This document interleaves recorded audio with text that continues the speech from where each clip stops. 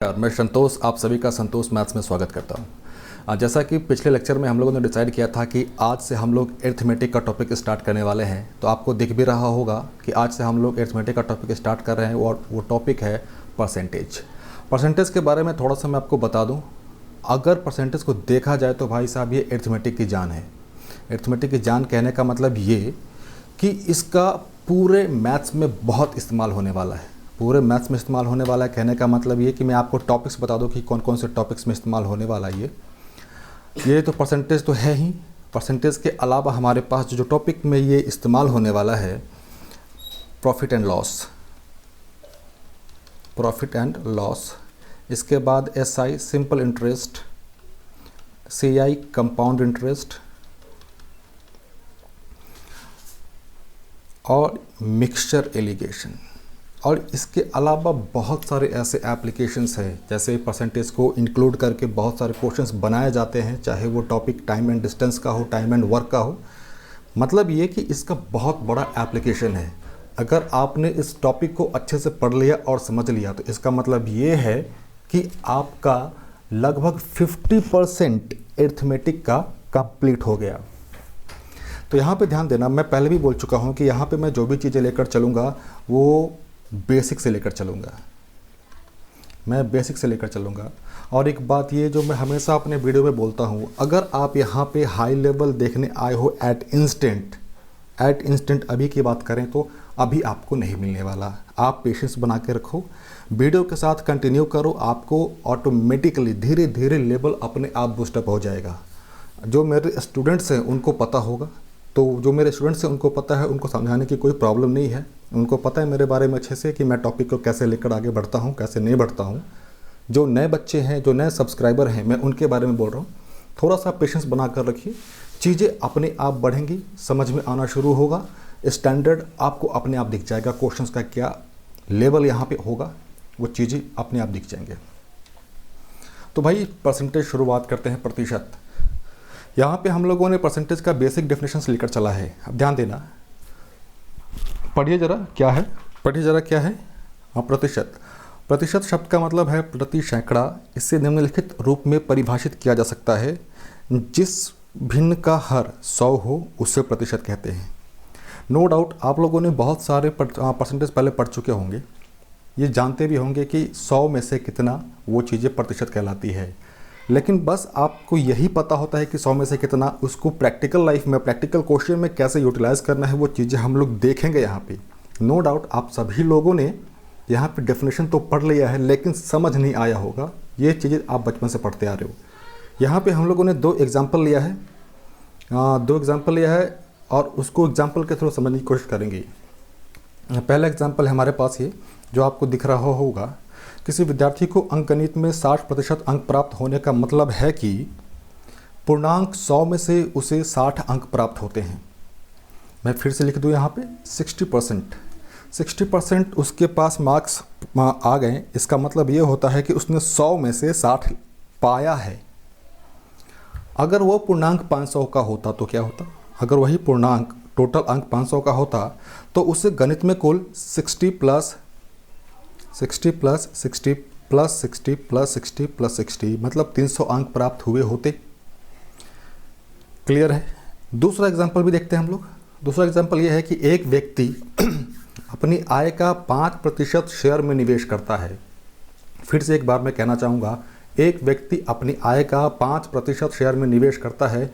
इसका मतलब यह है कि वह व्यक्ति अपनी आमदनी के प्रत्येक 100 रुपये में से 5 रुपया शेयर में निवेश करता है। 100 में से 5 रुपया शेयर में निवेश करता है। और इसी चीज़ का दूसरा मतलब ये भी निकलता है कि वह आदमी 5/100 शेयर में निवेश करता है।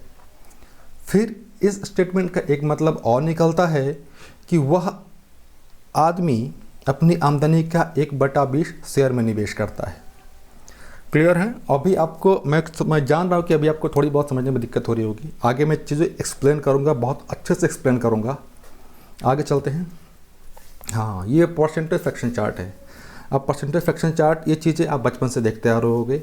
इसको मैं कोशिश करूँगा कि आप सभी को ये चीज़ें याद होनी चाहिए अच्छे से। सभी को याद होनी चाहिए अच्छे से।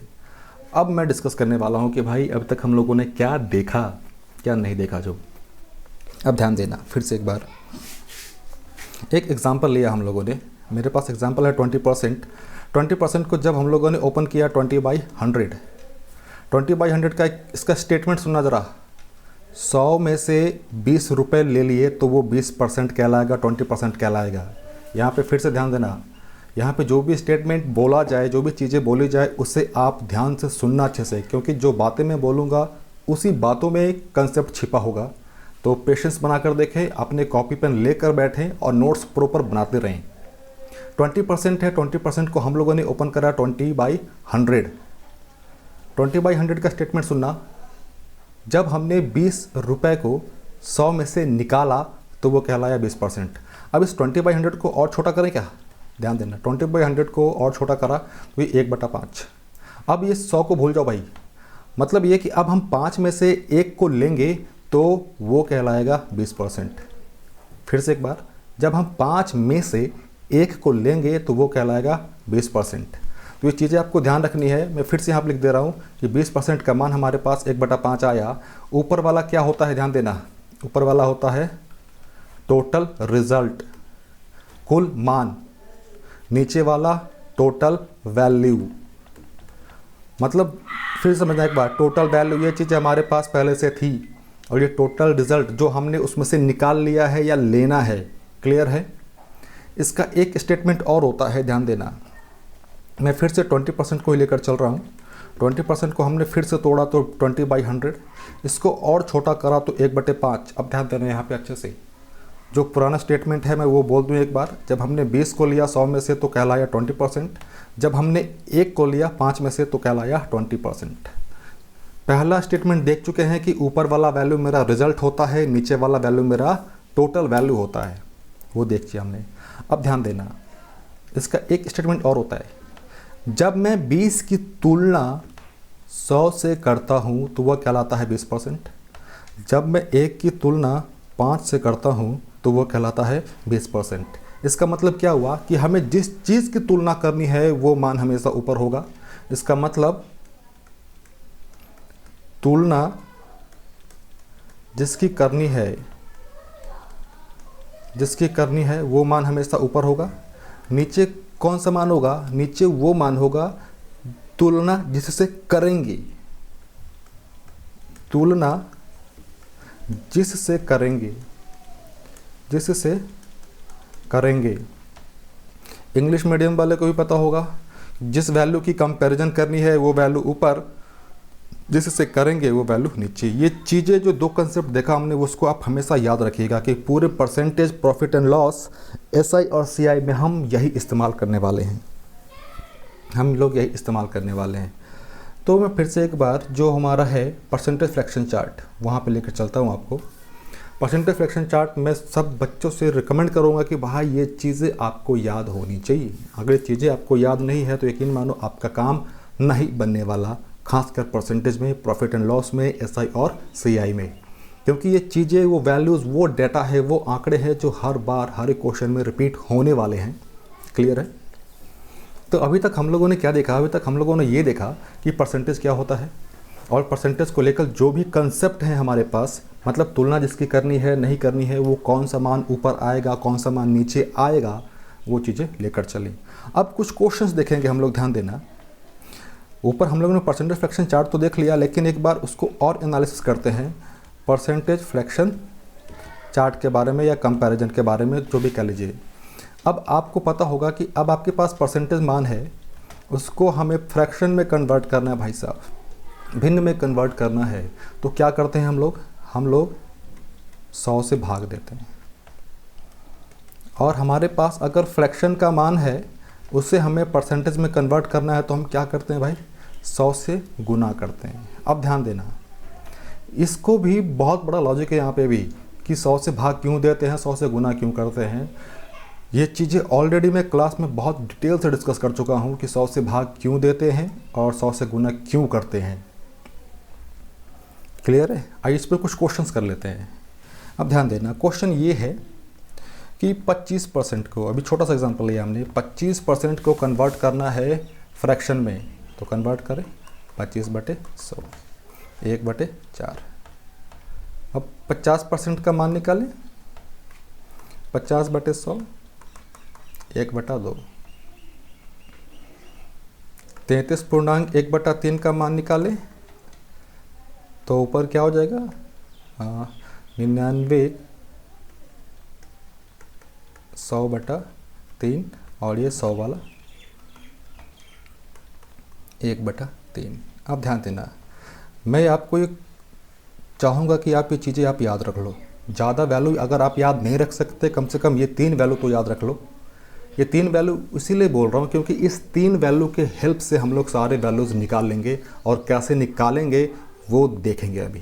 क्योंकि अभी कुछ देर पहले मैंने आपको दिखाया था परसेंटेज फ्रैक्शन चार्ट, वो चीज़ें याद रहेंगी तो बहुत अच्छी बात है। अगर आप किसी कारणवश उसको याद नहीं रख पाते हैं तो एग्ज़ाम में कैसे निकालेंगे हम ये देखेंगे। अभी आगे चलते हैं। अब ध्यान देना, मेरे पास एक है, एक का मान 100% होगा क्या? यहाँ पे कहो कन्फ्यूज़न होगा किसी को। चलो मैं 100% को कन्वर्ट करता हूँ। तो भाई 100% को कन्वर्ट करा तो 100/100, एक ये परसेंटेज में, ये फ्रैक्शन में, तो एक को मैं 100% लिख सकता हूँ यहाँ पे, तो किसी को कोई कन्फ्यूज़न नहीं होना चाहिए। क्लियर है? अब ध्यान देना, अब मुझे वैल्यू निकालना है भाई साहब 1/2 का। इस परसेंटेज को भूल जाओ अभी, बस इसको ध्यान दो, 1 को और 1/2 को। आप 1 से 1/2 कैसे पहुँचोगे भाई? तभी पहुँचोगे ना जब 2 से भाग दोगे। तो एक तरफ भाग दिया है तो भाई दूसरी तरफ भी भाग दो 2 से। तो 100% को 2 से भाग देंगे कितना आएगा? 50% का परसेंट निकल गया यहाँ पे। फिर 1/4 का मान निकालना है। 1/2 का मान निकाल चुके हो, 1/4 का मान निकालें। 1/4 का मान निकालने के लिए क्या करोगे? 1/2 में 2 से भाग दोगे। तो भाई 2 से इधर ही भाग दें क्या? 2 से इधर ही भाग दें। 50 को 2 से भाग दो कितना आएगा? 25% का परसेंट। अब ध्यान देना, मुझे अब 3/4 का मान चाहिए। अब 1/4 को 3 से गुना करते हैं क्या? 3 से गुना किया है तो भाई 3 से इधर भी तो गुना करोगे, तो कितना आ गया? 25×3 = 75। क्लियर हुआ? आगे बढ़ते हैं। अब फिर से एग्जाम्पल लिया, एक कितना है? 100%। 1/3, 1 से 1/3 कैसे पहुँचोगे भाई? 3 से भाग देने पर, तो 3 से भाग इधर भी देने क्या? 3 से भाग देने इधर भी, तो जब 3 से भाग दोगे तो ये चीज़ आएगी आपके पास 33.1/3%। अब मुझे चाहिए 2/3 का मान चाहिए भाई, 2/3। इस 1/3 में 2 से गुना कर देंगे तो ये मान निकल जाएगा। तो भाई 2 से गुना करोगे तो 2 से तो यहाँ भी तो गुना करोगे। क्लियर है? अब 2 से गुना करोगे तो आएगा 66.2/3%। अब ध्यान देना, यहाँ पे बहुत को कन्फ्यूज़न होगा कि भाई साहब ये गुना करने में तो हम लोग को दिक्कत हो रही है, तो ये गुना करना मैं आपको सिखा दूँ आगे। चलिए समझिएगा ज़रा। अगर मेरे पास a.b/c है तो a.b/c को हम लोग a+b/c लिखते हैं। मतलब ये 8.1/3 है तो इसको हम लोग 8 + 1/3 लिख सकते हैं। क्लियर है? बहुत अच्छी बात। चलिए, और इसका उल्टा स्टेप भी आप आगे कर सकते हैं। मेरे पास था क्या? 33.1/3%। इसका मान था मेरे पास 1/3। इसको हमने क्या किया? 2 से गुना कर दिया तो ये 2/3। अब ध्यान देना, 33.1/3 को मैं तोड़ दूँ, तोड़ने पर लिखा 33 + 1/3, और इस चीज़ को क्या करना है? 2 से गुना करना है। तो 2 से गुना करोगे तो 66 + 2/3, तो ये आगे कितना? 66.2/3। तो आशा करता हूँ कि ये वाला चीज़ ये समझ में आ गया होगा। क्लियर है? अब ध्यान देना, इसमें हम लोगों ने अभी क्या देखा? इसमें हम लोगों ने अभी देखा कि बस बेसिकली ये परसेंटेज क्या होता है। परसेंटेज क्या होता है? परसेंटेज को समझने की कोशिश की हम लोगों ने। ध्यान देना, परसेंटेज को क्या समझने की कोशिश की कि कौन सा मान ऊपर होगा, कौन सा मान नीचे होगा। ध्यान देना, मैं इस पे इसीलिए बार बार जोर दे रहा हूँ क्योंकि ये चीज़ें हर बार आपके क्वेश्चन में रिपीट होंगी। और हम लोगों ने फिर ये देखा, किधर क्या, हाँ, हम लोगों ने फिर ये देखा कि percentage fraction chart, percentage fraction chart, ये चीज़ें आपको याद होनी चाहिए। अब आपके लिए जो होमवर्क है वो होमवर्क है क्या, वो समझना ज़रा। आते अपने परसेंटेज फ्रैक्शन चार्ट पे। हाँ, परसेंटेज फ्रैक्शन चार्ट पे ये जो भी डाटा है जो भी डाटा है 1/32, 1/20, 1/12, ये सारी चीज़ें आपको याद होनी चाहिए अच्छे से। कहने का मतलब ये है कि जैसे 1 का मान था 100%, 1/2 का मान था 50%, 1/8 का मान क्या होगा, जैसे हम लोग 1 से 1/2 कैसे बढ़े, 2 से भाग देने पर, यहाँ से यहाँ कैसे आए, 4 से भाग देने पर। तो ऐसे काम करके आप ये सारी मान निकालोगे और निकाल कर वो सारी मान याद रखोगे। तो आपको कहाँ से कहाँ तक निकालना समझना, आपको 1/1 से लेकर 1/20 तक सारा मान निकालना है, खुद से निकालना है और इस तरीके से निकालना है। 100 से गुना भाग वाला तरीका मत यूज़ करना, फिर से बोल दूँ, 100 से गुना भाग वाला तरीका यूज़ मत करना, क्योंकि वो एग्ज़ाम में फंसोगे उस चीज़ से। एग्ज़ाम में जितना शॉर्टकट लेकर चलोगे वही चीज़ें आपके लिए बेनिफिशियल होंगी। तो क्लियर है? तो ये आपका होमवर्क है, यही 1/1 से लेकर 1/20 तक आप करो। इस क्लास में हम लोगों ने सिर्फ परसेंटेज का बेसिक देखा। अगले क्लास में हम लोग ये देखेंगे कि जो बड़े बड़े फ्रैक्शंस होते हैं उसको कैसे कन्वर्ट करेंगे, विदिन अ सेकंड कैसे कन्वर्ट करेंगे, वो चीज़ें देखेंगे। तब तक के लिए आप लगे रहो, पढ़ते रहो, और अगर आप इस चैनल पर नए आए हो तो प्लीज़ सब्सक्राइब करके बेल बटन दबाया करो। तब तक के लिए भाई all the best and keep learning.